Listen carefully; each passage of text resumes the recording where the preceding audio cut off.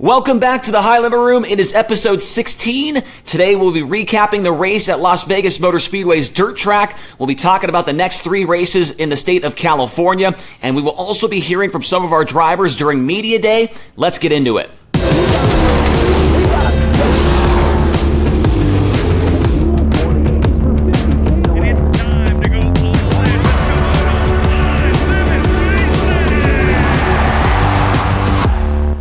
All right, here we are for episode 2 of 2025. We are here in the South Point Hotel and Casino still.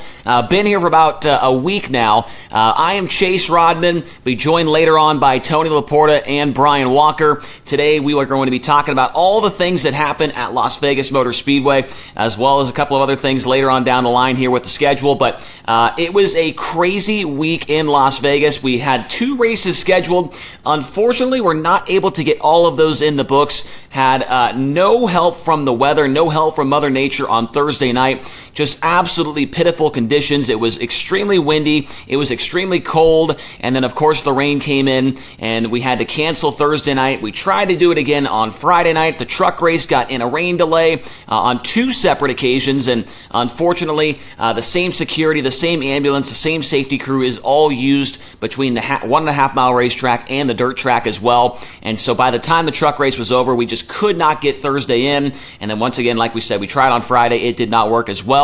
But we were able to get our first race in the books finally after 3 separate tries on Saturday night. And we were treated to a pretty darn good battle in the feature between Corey Day and Kyle Larson. But it did not come without a little bit of issues for a couple of drivers. And we wanted to start this off by saying that we hope to see Aaron Reitzel back soon at the racetrack.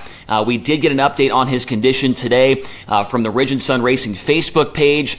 Aaron, we found out that he had a broken nose and got some stitches on his face after a rock flew into the cockpit and unfortunately hit his helmet and took him out of the racing nights. And so we hope to see him back at Tulare. They are going day by day right now to see if he's going to be able to race at Tulare on Wednesday night. But like I said, we hope that Aaron Reitzel is okay, and we will see if we do see him in the pit area on Wednesday night.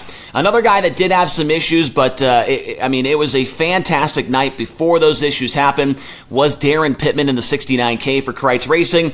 Quick time again in qualifying and started on the pole of his 3rd consecutive High Limit Racing feature, dating back to the 2 nights at the Texas Motor Speedway dirt track. Pittman led over half of the race, and unfortunately, the Kreitz Racing 69K utilizing one of the smaller fuel tanks on that race car, and we had a 65-lap fuel window over there at the Las Vegas Motor Speedway dirt track. When Pittman ran out, we were at lap number 61, and if we would have ran the rest of the race, it would have been very close on fuel, but unfortunately, he did run out of gas, along with a couple of other drivers in the field as well, but there is no denying the speed and everything else with Darren Pittman and the Kreitz Racing car. Those guys are a match made in heaven, and they have shown that each and every time they get onto the racetrack, and it showed again here. Thousands of miles away from home in Central PA, that car can go anywhere and be extremely, extremely fast. But in the end, it was Corey Day getting the win over Kyle Larson and Brad Sweet. Sweet driving from row number 6 to get into the 3rd position. And then late in the race there, after Pittman had his issues, Corey Day and Kyle Larson had a great high-low battle. You saw them switching their lines up on either end of the racetrack. I talked to several drivers, saw several drivers mentioning on Twitter that was the best racing surface they had seen at Las Vegas in several years. You had 2 lanes, you saw sliders, and in the middle of the pack, there were cars all over the place passing each other. And it just goes to show when you look at a guy like Justin Peck, he was able to get the Rod and Supply Hard Charger Award. He drove from 22nd to 7th after transferring in from the B main. And so there was definitely a lot of passing going on during the feature at the Las Vegas Motor Speedway dirt track. A couple of other things that we would like to touch on here before moving on to our couple of previews for the next few races. Did want to say thank you to Kyle Busch and Christopher Bell for joining me in the booth at the Las Vegas Motor Speedway dirt track on Saturday night. Bell joined us for the heat races, and then Kyle Busch came up for the B-Main, the Dash, and the feature, and he provided a ton of really great analysis. Not surprising, as he is a multi-time NASCAR Cup Series champion, but, going in, who knew? We didn't know what he was going to say about sprint car racing, but he did have some really, really good stuff to add to the broadcast, and so it was awesome to have him up there. So once again, thanks to Kyle Busch and Christopher Bell for doing that. Also did want to give a shout out as well to Ty Gibbs, his first ever Winged 410 sprint car race, his first time at that track, and he makes it in through the heat race into the feature. You could tell just how excited he was during that heat race interview with Tony Laporta in the infield on the front straightaway, but things would go sideways later in the night. On the first lap of the feature, he would get upside down in a huge way, so the highest of highs and the lowest of lows for Ty Gibbs on his first ever race in a 410 wing sprint car. Did also want to give a shout out to Danny Sams, as he is the leading contender right now for the Race Redeem Foundation Rookie of the Year battle. He came home in the 15th position after being inside the top 10 for a little bit of that race on Saturday night. So Danny Sams out to the early lead in the Rookie of the Year contention battle. So a lot of crazy stuff going on over there at the Las Vegas Motor Speedway dirt track to open up the season, but what can you say, man? The track put on a really good show. There was a phenomenal crowd in the stands as well, introducing a lot of new race fans to sprint car racing, and I would say it was a pretty darn good success. Now, let's get into our next three races. They'll be taking place in the state of California. The first one is going to take place on March 19th. It's a Wednesday night feature at the Thunderbolt Raceway in Tulare, California. These next three races, this is the only track that we did go to last year, the 1/3 mile there in Tulare, California. The top five from last year's race, it was a great battle between Kyle Larson, Rico Abreu, and Brad Sweet. You could even throw James McFadden in the mix as well, as he was right up there battling with Kyle Larson before he would go on to the win. And Cole Macedo rounded out the top five there at last year's race at Thunderbolt. We do know that Kyle Larson and Corey Day will be back and have a little bit of a rematch from their battle at Las Vegas, so that is going to be great. Both of those drivers are extremely good at banging the boards at the Tulare Thunderbolt, and we expect to see them putting that on full display on Wednesday night. Now, getting into that race, the track record was set by Brad Sweet in 2015. It's a 12.582. We'll see if we can get anywhere near that when we get into qualifying. Some of the guys to watch for going into this one outside of our full-time high rollers, you got to look at the California locals whenever you are in the state, especially here at the Thunderbolt with so many races going on there throughout the year, whether that's NARC or the Trophy Cup. Keep an eye on guys like Dominic Scelzi. Tanner Holmes been extremely fast in that Tarleton Racing 21 this year. Tim Kading will be there in the Williams Motorsports Zero.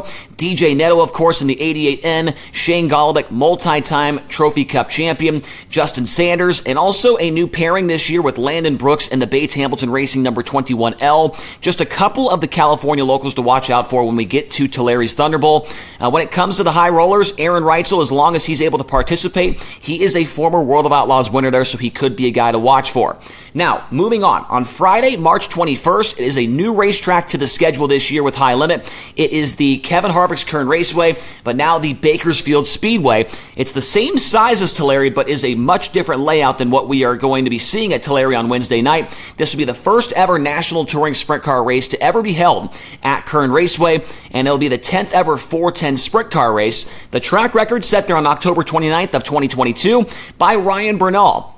And we will be seeing him in the field on Friday night. That lap time is an 11.935 second. I'm guessing that we might get close to that record since it is the first time we've seen a National Touring Sprint Car race. Now, the one thing going into this race that is very interesting is the recently reconfigured turns 1 and 2. They just put a ton of work into that racetrack, and they have actually widened out the track in turn 1, and so nobody has any laps on this new configuration, and really nobody, when it comes to the high rollers, has really ever been to this racetrack in the first place. So there's going to be a lot of curveballs thrown over there. This race was originally scheduled for Bakersfield Speedway on the opposite side of town, but things went sideways over there, and now the race has moved over here to Kern Raceway.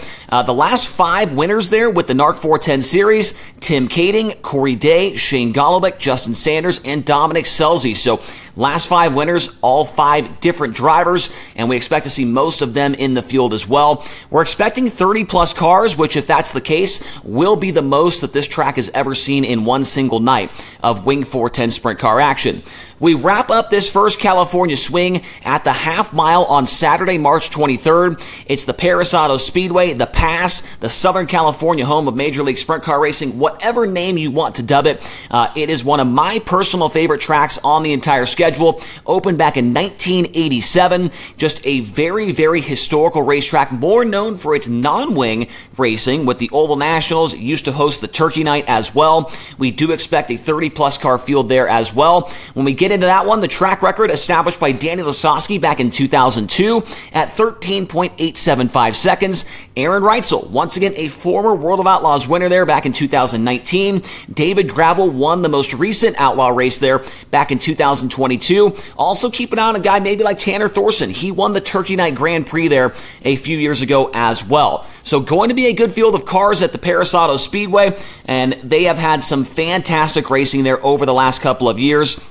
And we've seen this track have some good stuff when it comes without the wings on top of the car. The last race with the Outlaws was very good as well. And like I said, when it comes to Perris Auto Speedway, it's big, it's wide, it gets slick, it gets up on the wall, and we expect to see some very, very good stuff there in what will be the 23rd 410 wing sprint car race that track has ever seen before in its history.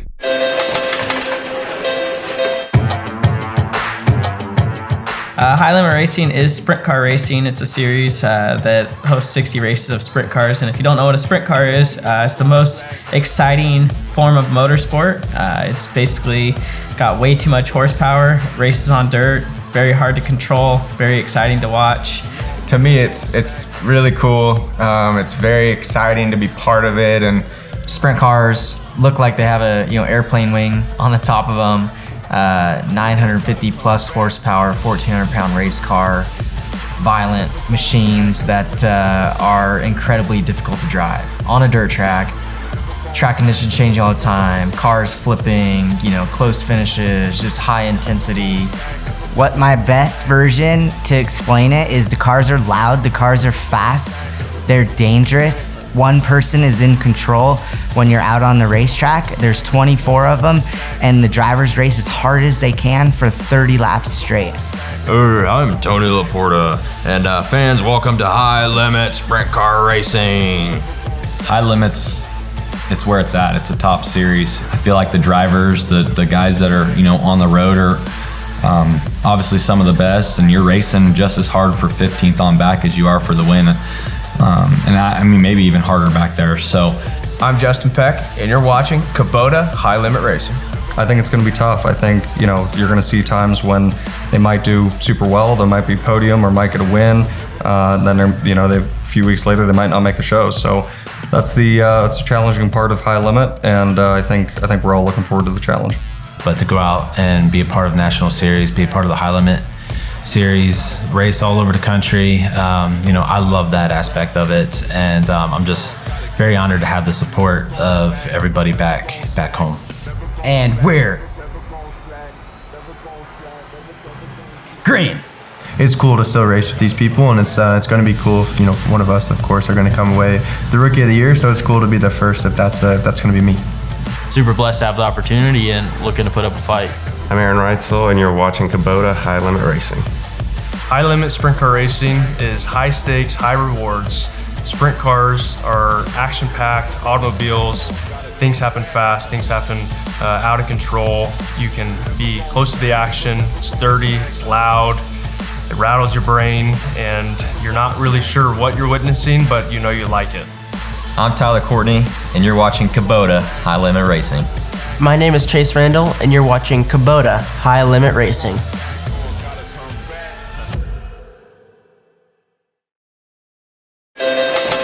All right, let's now bring in our social media expert, Brian Walker, and pit reporter with High Limit Racing, that being Tony Laporta.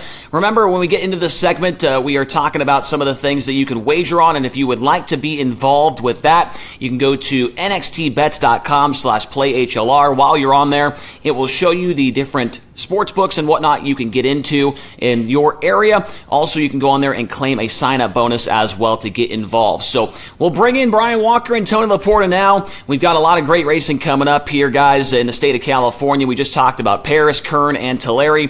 But Brian, back to Las Vegas. Darren Pittman was up front there for a while, and we mentioned it at the top of the broadcast on Saturday. He was Rodman's risk. I want to say he was plus 6,500 or maybe 8,000 or something, and was a couple laps away from making that happen. But what did you see from there?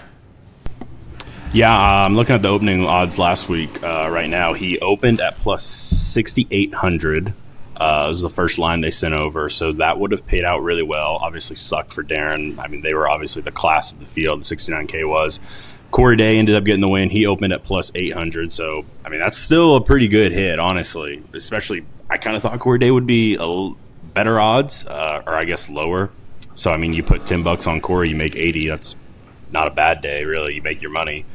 Other than that, their lines, the DFS was really close. Kyle Larson was 2.5, runs second. Brad Sweet 3.5, runs third. Rico Abreu 3.5. He was probably going to run second, third, fourth if he doesn't run out of fuel there at the end. So I'm really excited to see how this stuff goes the rest of the year. They did a lot. They did pretty well the first night out, and for not even having that much information on the sport, and we hadn't raced at Vegas in 5-6 years. So it'll be interesting to see how the odds fluctuate going into California this week, especially considering we have so many good locals we're going to go up against. Yeah, I am very curious to see how the locals are priced into everything on nxtbets.com/playhlr. Tony, where are you at right now? We mentioned at the top of the show, we are all here still in the South Point Hotel and Casino. You and I have been roommates all week. I thought you might be sitting behind me in that chair right there, but you're not. Where are you at right now? Well, Chase, I had to get out of the room because it's just been too much fun hanging out in there with you. I haven't gotten anything done all weekend. I am actually in the men's restroom outside the slot machines bank on the ground floor of the South Point Hotel and Casino. And so we're looking to be productive in this one because you don't stop the content no matter what. No, I'm actually in the computer room outside the business center on the ground floor. So if you want to come by and hang out, I'm down here. Okay, that's good to know. So let's get into our next couple of races. Tulare on Wednesday night. We went there last year, had a really good battle. We saw Kyle Larson get the win. But Brian, going in, who are you looking at to maybe upset Kyle Larson? Do you think that he's going to get the win again? We know that Corey Day is going to be there as well. Are any of those two guys going to be maybe your pick going into this one? Yeah, I mean, I think you'd be dumb not to pick either Corey Day or Kyle Larson right now, especially going to the Thunder Bowl. Last year, Dylan Bloomfield was up front last year in August. Him and Rico got together. Brad Sweet led most of the race, and then Kyle came along and does what Kyle does, spoils the party. So, I mean, I'd have to... Kyle and Corey are going to be the odds-on favorites, and if not, it's probably going to be Brad or Rico, but there's so many California locals that can put their hat in the mix. Dominic Scelzi, Shane Golobic, Justin Sanders. I realized the other day, Sanders is tied with Baston right now at 5 for the most podiums in high limit history without a win. And I feel like that's gonna end for both of them at some point. I feel like it could really end for Sanders possibly this week. Yeah, absolutely. Justin had a very, very good year in 2024 with that NARC championship. Tony, you were in the infield for all of the Tulare action last year. Going into this one, are you expecting maybe a Rico win? Remember, he was very close last year, ended up inside that podium. What are you thinking for Tulare? Rico's always a really safe bet. I think Brad Sweet, like Brian hit on already, led so much of that race back in the fall when we kicked off the West Coast swing back there. He's got Ty Wolfgang, a very young, very energized, very passionate new crew chief leading that number 49 KKR team. I think Ty and Brad together put the pieces where they need to be and score the win at Tulare. Brian, by the way, I may be in the men's restroom, but you left a battery-powered something on your desk, and it's making a whole lot of noise. Dude, this construction is awful. I don't know what it sounds like through the microphone, but literally in person, it is so freaking loud, dude. It sounds like construction is what it sounds like, brother. Yes, it's awful. So, apologies. There's a jackhammer outside of Brian Walker's window right now at the South Point Hotel and Casino. Well, guys, let's get into Kern now. Now, this one I feel like is a little bit of a wild card due to the fact that a lot of the high rollers haven't been there. And even the California guys that have been there, they have just reconfigured this racetrack. Turns 1 and 2 is completely different, much, much wider. I think, Brian, this could be the best chance on this particular California swing where we see one of those local guys maybe jump up there and steal a win. Yeah, I'd agree. There's just so much unknowns going into Friday night with the new construction, new configuration.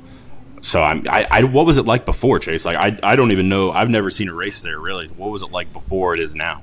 Yeah, I've only seen highlight videos. I've never been to the actual track, but I remember a couple years ago, Willie Croft had a really good battle with Dominic Scelzi. I've seen a lot of videos there, and the racing has been spectacular. So maybe widening it out in turn 1 will help it out even more, and I know they added even more grandstands, so we'll see. But from what I've watched, Brian, it's been spectacular stuff on that 1/3 mile.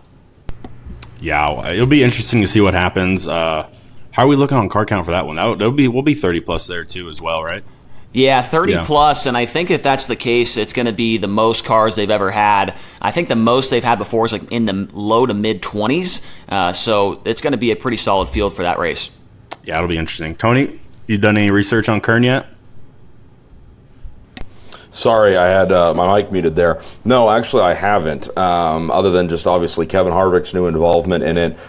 So I'm excited to get out there and check out the facility. You guys know that I love going to different racetracks in California. So I'm really looking forward to night number 2 on that swing through CA. Yeah, no doubt. Tony really does love the California racetracks, that is for sure. We wrap this swing up here with a stop in at the Pass, the Perris Auto Speedway. So well known for all of its USAC CRA and formerly SCRA, the Oval Nationals, the Turkey Night Grand Prix. So many big events there at Perris. Going in, Aaron Reitzel, another outlaw winner before in the past. He's done it at Tulare, he's done it at Perris. Like I said at the top of the show, hopefully he is okay. But going into Perris, I think this one's also a little bit of a wild card, Brian. Would you agree with that? Yeah, a little bit. I mean, I guess I looked earlier. I think it's 6 high rollers will be making their debut, all 4 rookies, and then Peck and Crouch. So a lot of our guys have been there, but especially like the California locals, they really only go there when the Outlaws would go there in the past. So it's not something they have a big notebook on probably, but I think those heavy hitters, your Brad Sweet, your Aaron Reitzel, I was going to say Tyler Courtney, but I don't think he's ever ran a wing there. He's obviously been there a ton and without the wings, and Tanner Thorson obviously as well. What is it, Chase? Is it the Southern California home of major sprint car racing? Major League Sprint Car Racing. Oh, okay, yeah. Sorry. Major Leagues. Well, Tony needs to get in here to talk then. Yeah, Tony loves Major Leagues. Major League Sprint Car Racing, Major League Baseball, Major League Eating. We have it all here at the South Point Hotel and Casino in Las Vegas, Nevada, and we've partaken in all of it this week. I also look forward to getting back to Perris. Brian, I don't know if you hit on it, but you and I and Chase, we were all there back in 2022 with the Outlaws. I was actually there in 2021. Well, I was supposed to be there in 2021 with USAC. I ended up getting hospital-level COVID and never got to Perris to see the Oval Nationals in 2021 because I think, as everyone knows, non-wing cars around there, they're really something to see. Chase, I know you've caught a lot of USAC races out there as well. So I'm just excited to get back to Perris and hopefully not be sick. I'm really looking forward to that night out there. Yeah, I've been to the Oval Nationals, I think, twice before, and Perris is it's its own animal, man. I love going to that place. It's big and wide, and it doesn't have a ton of banking, really, for the size of the racetrack. So it could definitely be interesting to wrap up this first little stretch here with High Limit, but then we take a couple days off and come back to Casa Grande in Arizona. So Brian and Tony, it was quite the week at Las Vegas. Your closing thoughts, Brian, on the week that was? The weather sucked. I think someone said it had been like 260 days that Las Vegas had been without rain, and then we stroll into town, and it just it's windier than can be. It rains a good bit, but Saturday was really good. So I'm glad we got to end it on a high note. We had an awesome crowd out at Las Vegas, really strong field of cars in attendance. It was just a big week in general with the announcement of the franchise system rolling out on Thursday. So it was good to finally get the year going after a long off season, and we're just happy to be on the road and in hotel rooms and listen to construction. So.